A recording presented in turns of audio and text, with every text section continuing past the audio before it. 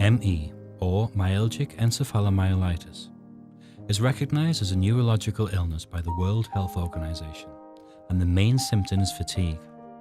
The paradox of the illness is that it can cause lifelong disability, but the sufferers may still look healthy. 50% of cases occur in the age group between 20 and 40, and the remaining 25% occur after the age of 40.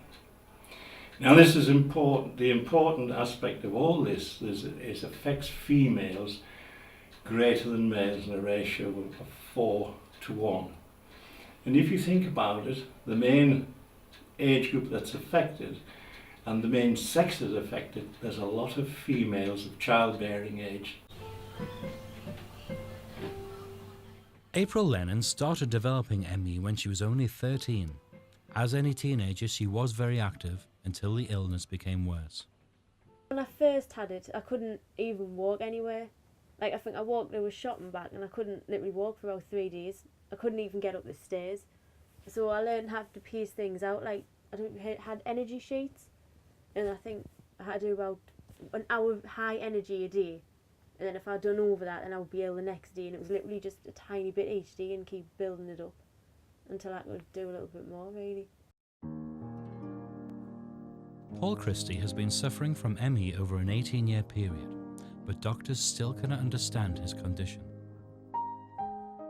After having been to my doctors numerous times over that 18-year period and just being told I'm perfectly normal, go away and rejoice, and I didn't really feel like rejoicing because I didn't have any energy sufficient to rejoice.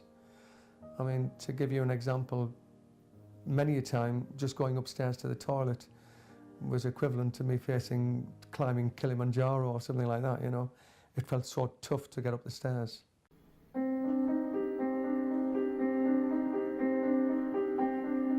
This is Barbara Kell, 10 years ago active and healthy.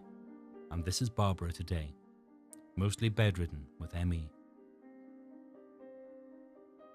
You can't make any plans because you don't know how you're going to be when you get out of bed.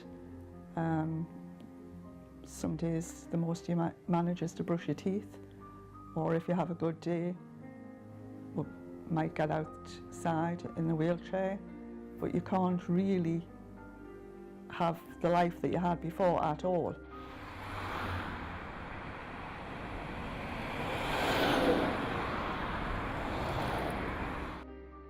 In the UK, ME/CFS, or chronic fatigue syndrome, is not clearly recognised as a neurological illness, and in many cases has been presented as a psychological disorder by the medical community. There's no specific treatment for CFS or ME at the present time. Many of the patients are referred to psychiatrists because of a psychiatric type illness, and they are given CBT, cognitive behavioural therapy, that type of thing. And many of the patients feel that makes them worse rather than feel better. The standard treatment that's on offer is cognitive behavioural therapy. Learn to think differently about your illness, and if you do, you'll get better. Graded exercise, you need to exercise, do your exercises and build it up, you'll get better. And we'll give you antidepressants to take to help you. Well, that's psychiatry, and that's a psychiatric treatment that's on offer from the clinics, and it's on offer from most general practitioners. And it is a lie. There's no other word for it. It is an untruth, it is a lie.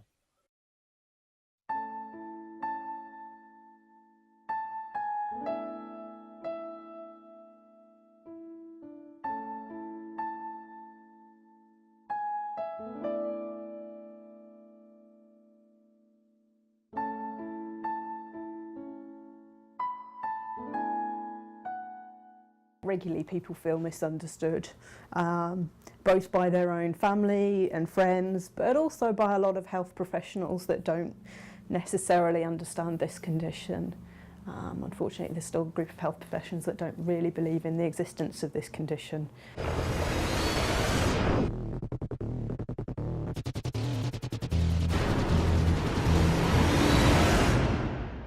Some people think like, oh, it could be mentally ill and if you're feeling lonely or depressed, but it's actually, I think, because of the illness that you get depressed. I don't think that can set the illness off. Because some doctors, I think, still believe that it's a form of depression, but it's not. It can't be. If you're physically ill and you physically can't walk, it can't be in your mind, I don't think.